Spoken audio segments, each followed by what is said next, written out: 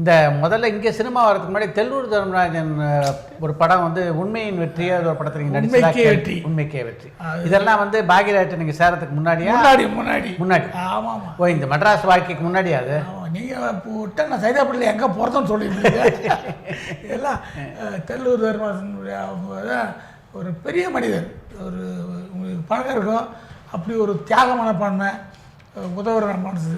அவர் விடிவெளின்னு ஒரு பத்திரிக்கை அவங்க நடத்தினாங்க. அந்த பத்திரிக்கையில் நான் காலத்தின் கட்டாயன்னு ஒரு நாடகம், வாஞ்சிநாதன் ஸ்டேஜ் அவங்க தில்லைக்குமார்னு சைதாப்பேட்டில் நமக்கு நாடகத்துக்கெல்லாம் அவங்கள தான் நம்ம தயார் பண்ணாங்க.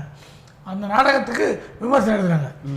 அதனால் நான் ஒரு அரசியல்வாதி ஆக்ட் பண்ணேன் காமராஜர் அரங்கத்தில். அரங்கில் அப்போது அந்த ஆட்சியாரி அப்போ அந்த திடலில் அதை பார்த்துட்டு என்ன ஒரு பார்க்க வர்றாரு. அந்த அரசியல்வாதி யார் பார்க்கணுன்னா நான் வரேன். ஏன் சின்ன பையனாக இருக்கப்பல நான் அதில் கிரேலாம் போட்டு வந்தேன். அது ஏன் பெரிய மனுஷன் தெரிஞ்சாரு.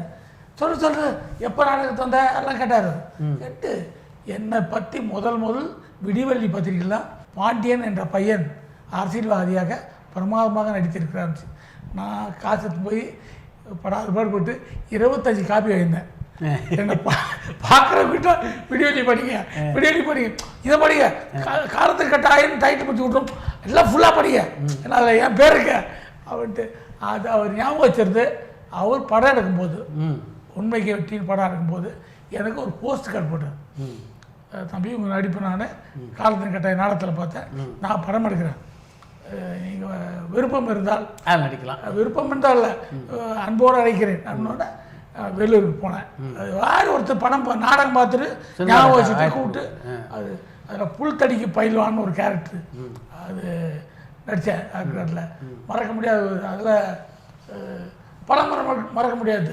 ஏன்னா அதில் நடித்தவங்களும் எங்கே இருக்காங்க என்னன்னு தெரியல. அற்புதமான ஒரு மனிதரை சந்தித்தோம்.